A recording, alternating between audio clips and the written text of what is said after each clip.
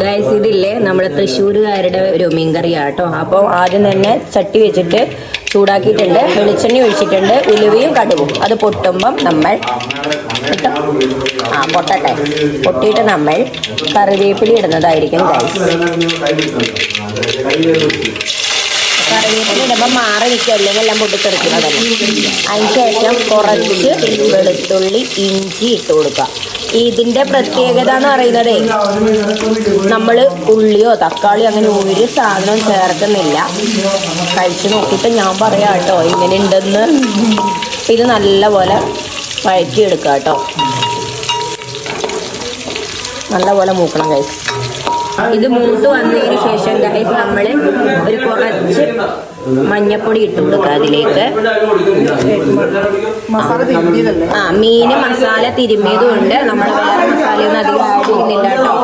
ബാക്കിൽ നല്ല വോയിസാണ്, നിങ്ങളത് ശ്രദ്ധിക്കേണ്ട. അതിന് ശേഷം നമ്മൾ മുളക് പൊടി ഇട്ട് കൊടുക്കുക, ആവശ്യാനുസരണം മുളക് പൊടി ഇട്ട് കൊടുക്കുക. പിന്നെ മല്ലിപ്പൊടി, അതൊക്കെ നമ്മുടെ കറിക്ക് ആവശ്യത്തിന് ഇടാം. കണ്ടില്ലേ, ഇച്ചിരി കൂടുതൽ ഇടുന്നുണ്ട് മല്ലിപ്പൊടി ഇടുക. നന്നായിട്ട് മൂപ്പിച്ചെടുക്കുക കേട്ടോ, നല്ലപോലെ മൂപ്പിച്ചെടുക്കണം. ബാക്കിലെ നോയ്സ് കാരണം ഒന്നും കേൾക്കുന്നുണ്ടോന്ന് അറിയില്ല. അതിനിടയിൽ നമ്മളില്ലേ ഒരു കുറച്ച് കാച്ചുംപുളി എടുത്തിട്ട് വെള്ളത്തിൽ തിളപ്പിച്ച് വെക്കണം കേട്ടോ. അത് ഞങ്ങൾ തിളപ്പിച്ച് വെച്ചിട്ടുണ്ട്. ആ വെള്ളം തന്നെയാണ് ഒഴിക്കുക. ഈ വെള്ളം തന്നെയാട്ടോ നമ്മൾ അതിലേക്ക് ഒഴിക്കുക. അത് മൊത്തം ഒഴിച്ചിട്ടുണ്ട്.